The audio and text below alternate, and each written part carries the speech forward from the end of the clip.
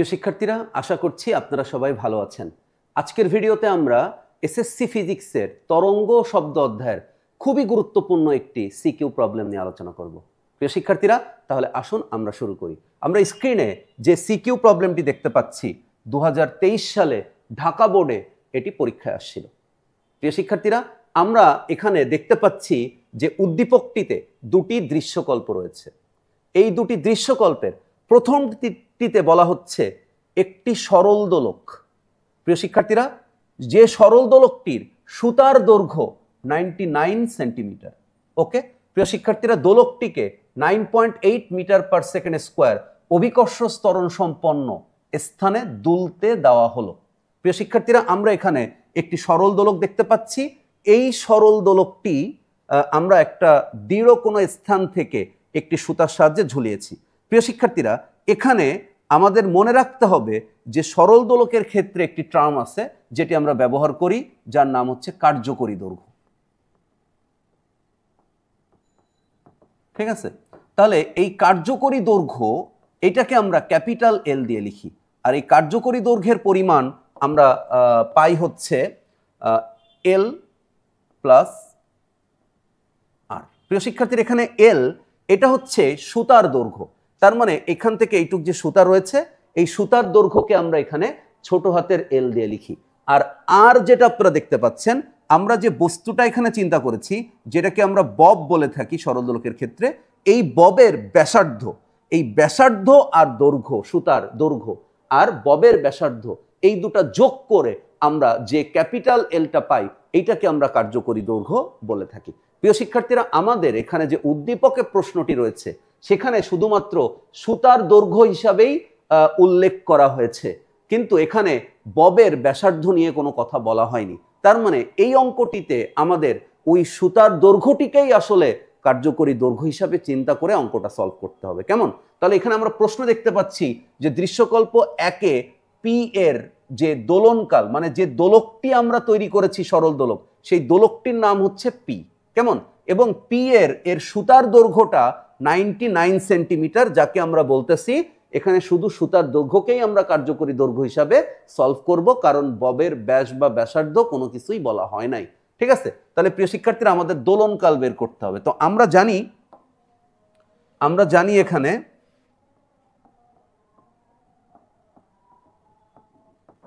আমরা জানি সরল দোলকের দোলনকাল টি equal to 2 pi root over capital L by G, এটা আমরা জানি। তাহলে এখানে হচ্ছে 2 পাই মানে 3.1416 ইন্টু রুট ওভার এল, ক্যাপিটাল এল, এটাকেই আসলে আমাদেরকে ধরতে হবে, সেটি হচ্ছে 99 সেন্টিমিটার। তো 99 সেন্টিমিটার এটা আসলে আমাদের 9.99, এটা হচ্ছে মিটার যদি আমি বানাই, আর জি মানে হচ্ছে 9.8।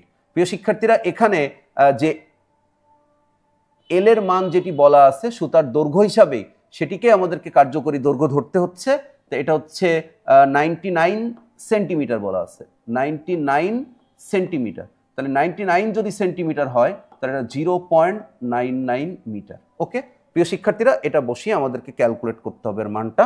যদি আমরা এটা ক্যালকুলেশন করি তাহলে এখন আমরা ওই পি দোলকটির দোলনকাল এটা নির্ণয় করে ফেলতে পারবো। তাহলে 0.99 ভাগ 9.8, ওকে, এটাকে রুট ওভার করতে হবে, আর ইনটু এটা 3.1416 পর্যন্ত ইউজ করে থাকি আমরা, আর এটা হচ্ছে 2।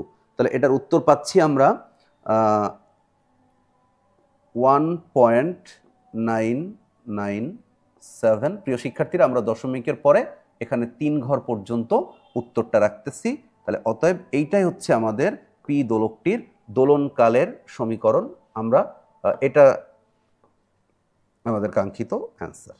ওকে প্রিয় শিক্ষার্থীরা, আশা করছি এই সহজ অঙ্কটি আমরা সবাই বুঝতে পেরেছি। আমি আরও একবার রিপিট করতে চাই, কার্যকরী দৈর্ঘ্য বলতে সুতার দৈর্ঘ্য প্লাস ববের ব্যাসার্ধ। উদ্দীপকে ববের ব্যাসার্ধ বা ব্যাস নিয়ে কোনো বক্তব্যই বলা হয়নি, শুধুমাত্র সুতার দৈর্ঘ্য 99 সেন্টিমিটার বলা রয়েছে, যাকে আমরা এখানে কার্যকরী দৈর্ঘ্য ব্যবহার করে আমরা দোলনকালটা নির্ণয় করছি। প্রিয় শিক্ষার্থীরা, এখন যদি আমরা ঘ নম্বর প্রবলেমটা সলভ করি, তাহলে ঘ নম্বরের জন্য আমাদের দৃশ্যকল্প 2টা চিন্তা করতে হবে। তো দৃশ্যকল্প 2-এ বলা হচ্ছে কোনো মাধ্যমে সঞ্চালিত দুটি উৎস, কোনো মাধ্যমে দুটি উৎস কর্তৃক সৃষ্ট তরঙ্গ নিচে আলোকপাত করা হলো। প্রিয় শিক্ষার্থীরা, এখানে আমরা দেখতে পাচ্ছি একই মাধ্যম, তার মানে এখানে কিছু কি পয়েন্ট আমাকে মনে রাখতে হবে, সেটা হলো এটা একই মাধ্যম। একই মাধ্যম হলে আমরা খুবই গুরুত্বপূর্ণ একটা তথ্য ব্যবহার করতে পারি, সেটি হচ্ছে মাধ্যম যদি চেঞ্জ না হয়, তাপমাত্রা যদি একই থাকে, তাহলে শব্দের বেগও কিন্তু নির্দিষ্ট থাকবে। ঠিক আছে প্রিয় শিক্ষার্থীরা, দুটি আলাদা আলাদা উৎস দিয়ে আমি শব্দ করেছি, কিন্তু মনে রাখতে হবে মাধ্যম চেঞ্জ হয় নাই, একই তাপমাত্রায় একই স্থানে দুটো আলাদা আলাদা উৎস থেকে শব্দ সৃষ্টি করা হয়েছে। আলাদা উৎস হলেও এখানে শব্দের বেগ কনস্ট্যান্ট থাকবে, যেহেতু মাধ্যম এবং তাপমাত্রা একই।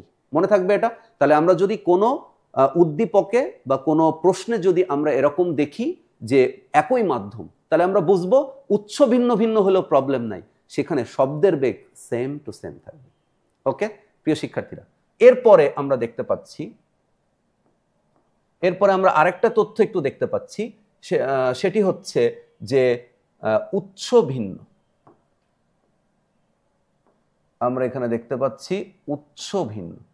প্রিয় শিক্ষার্থীরা, উৎস যদি ভিন্ন হয়, উৎস যদি ভিন্ন হয়, তাহলে আমরা মনে রাখবো উৎস ভিন্ন হলে তাদের ফ্রিকোয়েন্সি আলাদা আলাদা হবে। তার মানে F1 বা এটাকে আমরা FA বলতে পারি। ওকে, তাহলে FA অ্যান্ড FV, তার মানে দুটি তরঙ্গের ফ্রিকোয়েন্সি এখানে অবশ্যই আলাদা আলাদা হবে। ওকে প্রিয় শিক্ষার্থীরা, এবং আমরা এখানে বুঝতে পারতেছি এখানে তরঙ্গ দৈর্ঘ্য, তার মানে আমরা চিত্রে এর যে তরঙ্গ দৈর্ঘ্যটা যদি আমরা বের করি, তাহলে আমরা এখানে দেখতে পাবো যে এই একটা তরঙ্গ আর এই একটা তরঙ্গ, তার মানে এখানে দুটি তরঙ্গ, তার মানে ল্যামডা প্লাস ল্যামডা, এইটা ইকুয়াল টু বলা হচ্ছে 0.08। তার মানে প্রিয় শিক্ষার্থীরা, এই চিত্রে দুটি তরঙ্গের দূরত্ব দেওয়া রয়েছে।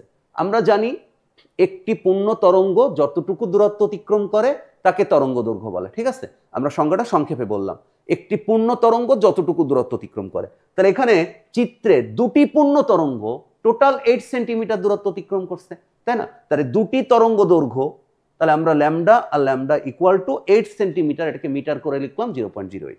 তার মানে প্রিয় শিক্ষার্থীরা, অতএব আমরা এখানে লিখতে পারি যে আমাদের ল্যামডা এ, তার মানে এ চিত্রে ল্যামডা, তাই এটা ল্যামডা এ লিখেছি, তাই এটা হচ্ছে 0.08/2, তার মানে আমরা এটা পাচ্ছি 0.04 মিটার। কেমন? তাহলে বি চিত্রে আমরা এখানে বি চিত্রে কি দেখতে পাচ্ছি? আমরা বি চিত্রে দেখতে পাচ্ছি ল্যামডা বি, এটা ইকুয়াল টু আসলে 8 সেন্টিমিটার। তো 8 সেন্টিমিটার মানে হচ্ছে 0.08 মিটার। কেমন? তাহলে প্রিয় শিক্ষার্থীরা, আমরা দেখতে পাচ্ছি এখানে আমাদের কাছে দুটি চিত্র রয়েছে, দুটি তরঙ্গ রয়েছে, যে দুটি তরঙ্গের তরঙ্গ দৈর্ঘ্য আমরা একটা পাচ্ছি 0.4 মিটার, একটা পাচ্ছি 0.8 মিটার। ওকে প্রিয় শিক্ষার্থীরা, তাহলে উদ্দীপকের যে চিত্র সেটি অ্যানালাইসিস করেছি আমরা দেখেছি একই মাধ্যমে দুটি তরঙ্গ তৈরি করতে হবে। তাহলে একই মাধ্যমে যদি আমরা দুটি ভিন্ন তরঙ্গ তৈরি করি, ভিন্ন উৎস দিয়ে তরঙ্গ তৈরি করি, প্রবলেম নাই, সেখানে শব্দের বেগ আলাদা হবে না, একই হবে। শব্দের বেগ অবশ্যই একই হবে যদি মাধ্যম একই হয়, তাপমাত্রা চেঞ্জ না হয়। কিন্তু যেহেতু আমি আলাদা উৎস দিয়ে শব্দ করেছি, তাই সেখানে ফ্রিকোয়েন্সি কিন্তু অবশ্যই আলাদা আলাদা হবে। ওকে প্রিয় শিক্ষার্থীরা, আর তরঙ্গ দৈর্ঘ্য তো আমরা আলাদা পাচ্ছি। তাহলে এখন আমাদের কাজ হচ্ছে প্রশ্নটা পড়া। প্রশ্ন হচ্ছে দৃশ্যকল্প 2। তো দৃশ্যকল্প 2-এ আমরা কি পাচ্ছি? এ ও বি এদের পর্যায়কালের মধ্যে সম্পর্কটা তৈরি করতে হবে। প্রিয় শিক্ষার্থীরা, তাহলে এখন আমাদের কাজ হচ্ছে চিত্র এ থেকে আমাদের প্রথম চিত্রের জন্য পর্যায়কাল বের করতে হবে এবং বি চিত্রের জন্য আমাদের পর্যায়কাল বের করতে হবে। দুটি পর্যায়কালের মধ্যে আমাদেরকে সম্পর্ক তৈরি করতে হবে। ওকে প্রিয় শিক্ষার্থীরা, তাহলে আমরা জানি ভি যেহেতু একই মাধ্যম, বেগ আমি আর আলাদা লিখলাম না। এফ এ যেহেতু এ মাধ্যমের জন্য, তাহলে lambda A. Okay, V equal to F lambda, সেখান থেকে আমরা এটা লিখতে পারি। তাহলে এখানে আমরা লিখব হচ্ছে এফ এ, তাহলে ইকুয়াল টু ভি ভাগ ল্যামডা এ। প্রিয় শিক্ষার্থীরা, এই সমীকরণটি থেকে এখন আমরা 1/f এ যদি লিখি, তাহলে 1/f এ এটা মানে হচ্ছে ল্যামডা এ ভাগ ভি। ওকে ওকে প্রিয় শিক্ষার্থীরা, আমরা সবাই জানি যে 1/f এটা ইকুয়াল টু আমরা লিখতে পারি টি, যেহেতু এ মাধ্যমে তাই এখানে আমরা টি এ লিখলাম, আর এখানে আমাদের যে ল্যামডা এ মাধ্যমে তরঙ্গ দৈর্ঘ্য আর বেগ এটা রেখে দিলাম। কেমন প্রিয় শিক্ষার্থীরা, এখন আমরা এখানে মান বসাতে চাই। আমাদের ল্যামডা এর মান 0.04, আর বেগ আমাদের এখানে বলা নেই।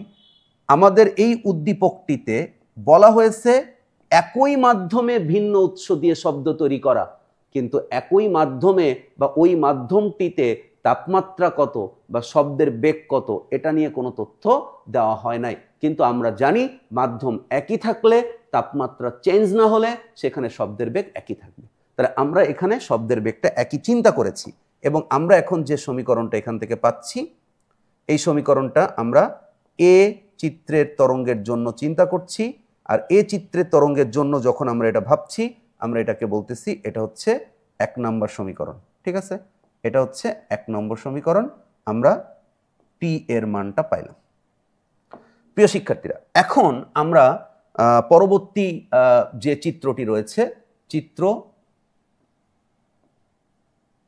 বি থেকে আমরা এখন চিত্র বিটা একটু চিন্তা করতে চাই।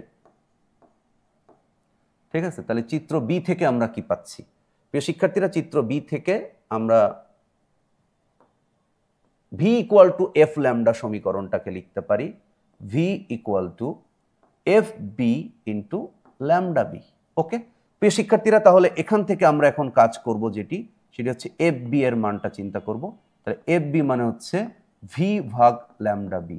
ওকে প্রিয় শিক্ষার্থীরা, আমরা যদি একই রকম ভাবে এটাকে 1/f বি লিখি, তাহলে আমরা এখানে লিখতে পারবো ল্যামডা বি ভাগ ভি।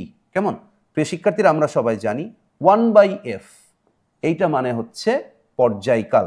ওকে, যেহেতু বি চিত্র থেকে আমরা এটা লিখেছি, তাই আমরা এখানে পর্যায়কালটা টি বি দিয়ে লিখেছি।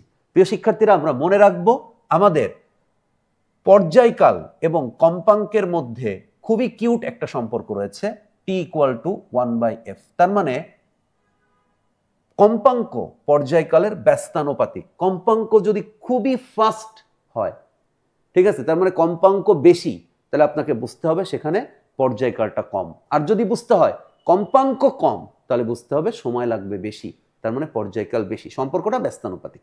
তাই আমরা এখানে যখন 1/f দেখলাম, তখন আমরা এখানে টি নিয়ে আসলাম। ঠিক আছে, কারণ আমাদের প্রশ্নে বলছে যে তুমি পর্যায়কালের তুলনা করো, তাহলে আমাদেরকে তো টি আনতেই হতো। তাহলে 1/f মানে আমরা জানি দোলনকাল। ওকে প্রিয় শিক্ষার্থীরা, তাহলে আমরা এখানে এখন যদি মানটা বসিয়ে দেই, তাহলে আমরা দেখতে পাচ্ছি এফ বি এটা মানে 0.08। ওকে প্রিয় শিক্ষার্থীরা, আর নিচে আমরা পাচ্ছি ভি। তাহলে আমরা এই যে সমীকরণটা এখন পাইলাম, এই সমীকরণটাকে আমরা 2 নম্বর সমীকরণ হিসাবে লিখে রাখলাম। ঠিক আছে, তাহলে এটা হচ্ছে 2 নম্বর সমীকরণ। ওকে প্রিয় শিক্ষার্থীরা, তাহলে এখন আমাদের কাজটা কি? আসলে আমাদের তুলনা করতে বলছে, তাহলে তুলনা যদি আমাদেরকে করতে বলে, তাহলে এখন আমরা যে কাজটি করব সেটি হচ্ছে আমরা টিবি কে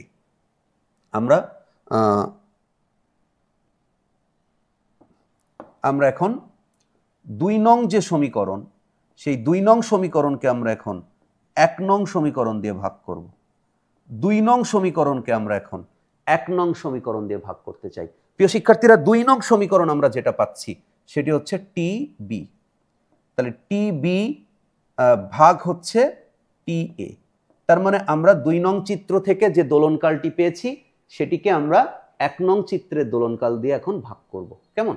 তাহলে প্রিয় শিক্ষার্থীরা, আমরা ডান পাশে আমরা জানি দুটো সমীকরণ যখন আমরা ভাগ করি, তখন বাম পাশের যে রাশি তাকে বাম পাশের রাশি দ্বারা ভাগ, তার মানে টিবিকে আমরা টি এ দ্বারা ভাগ করেছি, আর সমান চিহ্নের ডান পাশে আমরা যেটা করতে চাই সেটি হচ্ছে 0.08 ভাগ ভি, ঠিক আছে, আর এটা আমরা পাচ্ছি হচ্ছে 0.04 ভাগ ভি। কেমন প্রিয় শিক্ষার্থীরা? তাহলে এখানে আমরা 0.08 ভাগ ভি ইন্টু ভি ভাগ 0.04। ওকে প্রিয় শিক্ষার্থীরা, যদি এটা আমরা এখন কাটাকাটি করে ফেলি তাহলে আমরা এখন দেখতে পাচ্ছি এখানে আমরা পাবো যে ভিভি এটা আমাদের ভ্যানিশ হয়ে গেল, ভিভি ভ্যানিশ হয়ে গেল। আর যদি আমরা 0.08কে 0.04 দিয়ে ভাগ করি, 0.08 ভাগ 0.04, তাহলে আমরা এটা পাচ্ছি 2। ওকে প্রিয় শিক্ষার্থীরা, তাহলে আমাদের এখানে সমীকরণটা পাবো হচ্ছে 2। তাহলে এখন আমরা যদি একদম ফিনিশিং লাইনটা একটু লেখার চেষ্টা করি তাহলে আমরা এখানে পাবো টিবি অর্থাৎ বি চিত্রের তরঙ্গের যে দোলনকাল, ঠিক আছে, বা পর্যায়কাল, সেই পর্যায়কালটা হবে হচ্ছে এ চিত্রের যে পর্যায়কাল তার দ্বিগুণ, ঠিক আছে, তার মানে 2 ইন্টু টি ইন্টু এ। তার মানে প্রিয় শিক্ষার্থীরা আপনারা এখানে দেখতে পাচ্ছেন আমরা আমাদের কাঙ্ক্ষিত যে সম্পর্ক বা তুলনামূলক সম্পর্ক সেটা এখানে আমরা পেয়ে গিয়েছি। ওকে প্রিয় শিক্ষার্থীরা, তাহলে আমরা দেখতে পাচ্ছি যে আমাদের যে দুটি চিত্র দেওয়া ছিল এখানে আমাদের মনে রাখতে হবে একই মাধ্যমে ভিন্ন উৎস দিয়ে শব্দ করা হয়েছে। মাধ্যম একই থাকার কারণে আমরা এখানে বেগ এর পরিমাণ সেম নিয়েছি ভি, এবং দুটি মাধ্যম আলাদা এই জন্য সেখানে কম্পাঙ্ক এবং তরঙ্গ দৈর্ঘ্য আলাদা। আমাদেরকে বলা হয়েছে দুটো তরঙ্গের মধ্যে তাদের যে পর্যায়কাল তার মধ্যে সম্পর্ক তৈরি করো। প্রিয় শিক্ষার্থীরা, আমরা এখানে দেখলাম যে বি চিত্র যেটা মানে দ্বিতীয় যে তরঙ্গ, সেই তরঙ্গের পর্যায়কাল প্রথম তরঙ্গ অর্থাৎ এ তরঙ্গের পর্যায়কালের দ্বিগুণ। কেমন প্রিয় শিক্ষার্থীরা? তাহলে সম্পর্কটা হচ্ছে বি তরঙ্গের পর্যায়কাল এ তরঙ্গের পর্যায়কালের দ্বিগুণ। ঠিক আছে প্রিয় শিক্ষার্থীরা, আশা করছি এই সিকিউ প্রবলেমটি আপনারা সবাই বুঝতে পেরেছেন। ফিজিক্স ল্যাবের সাথে থাকার জন্য আপনাদের সবাইকে ধন্যবাদ। প্রিয় শিক্ষার্থীরা, দেখা হবে আগামী নেক্সট ভিডিওতে। সবাই ভালো থাকবেন, সুস্থ থাকবেন। আল্লাহ হাফেজ, অল দ্য বেস্ট।